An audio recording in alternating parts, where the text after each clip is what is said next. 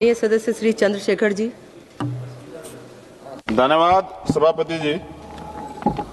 आज 2 अप्रैल है और 2 अप्रैल 2018 में सुप्रीम कोर्ट के एक निर्णय के खिलाफ प्रोटेस्ट हुआ था और उसमें 13 से 14 कमजोर वर्गों के जवानों ने शहादत दी थी। मैं उनकी शहादत को आज नमन करता। सभापति जी, 2021 से 2025 तक 749 सीएपीएफ के जवानों ने आत्महत्या की। सरकार बताए जवान दुश्मन से ज्यादा अपने सिस्टम से क्यों हार रहा है। और पिछले कुछ वर्षों में 46,000 से अधिक सीएपीएफ के जवानों ने और अधिकारियों ने वीआरएस ले लिया। आखिर ऐसी क्या परिस्थितियां हैं कि देश की सुरक्षा में लगे जवान खुद इस सेवा को छोड़ने को मजबूर हो रहे हैं। सभापति जी, 2023 का इलेक्शन हुआ, भारतीय जनता पार्टी 3 स्टेट जीती और उन्होंने पुराने नेताओं को उठा के नए लोगों को मुख्यमंत्री बनाया। ये पुराने नेताओं को अच्छा नहीं लगा होगा कुछ लोगों को, लेकिन ये सच है कि जो नीचे का कार्यकर्ता है उसके मन में ये बात पैदा हुई कि हमारा भी अवसर आ सकता है अगर हम ईमानदार से काम करेंगे, जज्बे से काम करेंगे। वही पार्टी, वही सरकार जो नए अवसर की बात करती है, नए लोगों को कि भाई हमारी पार्टी में कोई नीचे का आदमी भी राष्ट्रीय अध्यक्ष बन सकता है, वही पार्टी ऐसा बिल लाई है जिसको लेके हमारे सीएपीएफ के जवानों में और अधिकारियों में चिंता है। सभापति जी, मैं इस विधेयक का नाम सीएपीएफ सामान्य प्रशासन रखा गया, लेकिन इसके प्रावधानों को देखने के पर ऐसा प्रतीत होता है कि इसमें सीएपीएफ के हजारों अधिकारियों जवानों की बजाय बहुत सीमित संख्या में आईपीएस अधिकारियों के हितों को प्राथमिकता दी गई। यह प्रश्न स्वाभाविक है कि जब सीएपीएफ के अपने अधिकारी मौजूद है तो उच्च पदों पर उनके अवसरों को सीमित करने की दिशा में यह प्रयास क्यों किया जा रहा है। महोदय, इस विधेयक को भारतीय संविधान की 7वीं अनुसूची के संघ सूची के अंतर्गत प्रस्तुत किया गया। साथ ही अनुच्छेद 312 का उल्लेख किया गया है जो अखिल भारतीय सेवाओं संबंधित है। ऐसे में यह स्पष्ट किया जाना आवश्यक है कि जब आईपीएस अधिकारी सीधे तौर पर सीएपीएफ बलों का हिस्सा नहीं है तो उनके संदर्भ में इस प्रकार का प्रावधान क्यों जोड़े जा रहे हैं। महोदय, विधेयक में यह भी दिखा गया है कि कुछ प्रावधानों के माध्यम से नियम बनाने का अधिकार एक सीमित दायरे में केंद्रित किया जा रहा है। इससे यह आशंका उत्पन्न होती है कि सीएपीएफ के अधिकारियों के हितों की सुरक्षा और पारदर्शिता और संतुलन प्रभावित हो सकता है।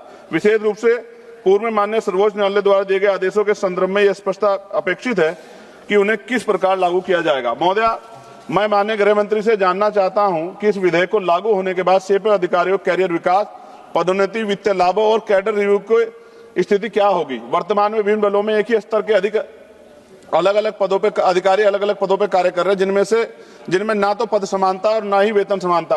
यह स्थिति लंबे समय से चिंता का विषय रही है। महोदय, सरकार द्वारा इस विधेयक को एक व्यापक कानून बताते हुए अनावश्यक मुकदमों को समाप्त करने का तर्क दिया गया है, लेकिन यह भी एक तथ्य है कि पिछले वर्षों में कई मुद्दे न्यायालय तक गए और न्यायालय के निर्णयों के बाद भी उन्हें पूर्ण क्रियान्वयन को लेकर प्रश्न बने हुए हैं। पिछले 12 वर्षों में आपकी सरकार है, ऐसे में सरकार की जिम्मेदारी थी कि सरकार स्पष्ट करे कि नया विधेयक इन समस्याओं का समाधान किस प्रकार करेगा। मैं यह भी कहना चाहूंगा कि सीएपीएफ के जवान, हमारे जवान और अधिकारी देश की आंतरिक सुरक्षा की लीडर व सीमाओं की सुरक्षा लेकर महत्वपूर्ण संस्थानों, यहां तक कि इस लोकतंत्र के मंदिर संसद की रक्षा और शहादत भी दी है सभापति जी, तक अपनी जिम्मेदारियां निभाते हैं। ऐसे में उनके अधिकारों, सम्मान, कैरियर सुरक्षा को सुनिश्चित करना केवल प्रशासनिक विषय बल्कि राष्ट्रीय सुरक्षा का भी प्रश्न है। तो मैं सरकार से आग्रह करना चाहता हूं कि वे सदन और देश के सामने स्पष्ट करें, यह विधेयक वास्तव में सीएपीएफ अधिकारियों और जवानों के हितों की रक्षा कैसे करेगा। कैसे उनके पदोन्नति, कैरियर विकास, न्यायालय द्वारा निर्धारित लाभों की सुरक्षा सुनिश्चित होगी। सभापति जी, सीएपीएफ जो CRPF, BSF, ITBP, SSB, CISF मिलकर 10 लाख का सुरक्षा बल है। जब उग्रवाद, आतंकवाद और नक्सलवाद के दंश में देश का 1/3 इलाका और जनमानस जल रहा होता है, तब सबसे पहले केंद्रीय बल तैनात किए जाते हैं। सीआरपीएफ के जाबाजों ने देश की सुरक्षा में कठिन क्षेत्रों में विपरीत परिस्थितियों के बावजूद दुश्मनों का डटकर मुकाबला करते हुए दुश्मनों से लोहा लिया है। बलों के अधिकारियों, कर्मियों की जान की परवाह नहीं है और शहादत गले लगा, चाहे पुलवामा हो, छत्तीसगढ़ हो या असम या मणिपुर। अंतर्राष्ट्रीय बॉर्डर पर अर्धसैनिक बलों से चीन और पाकिस्तान के साथ लड़ाइयों में शहादत दी है। ऑपरेशन सिंदूर में पहली शहादत बीएसएफ के जवान एसआई मोहम्मद इम्तियाज ने दी थी और समय समय पर बीएसएफ और आईटीबीपी ने दुश्मनों को मुंह तोड़ जवाब दिया। सभापति जी, खत्म करूंगा, अब 4.5 मिनट हुई। आज भी देश की रक्षा की पहली सुरक्षा लाइन 1962 में, हॉट स्प्रिंग 1965 में कच्छ का रण और देश की सीमाओं की रक्षा बड़ी शहादतें इतिहास में दर्ज है। आपको तो इतिहास से गहरा लगा, कुछ पन्ने पलटने चाहिए।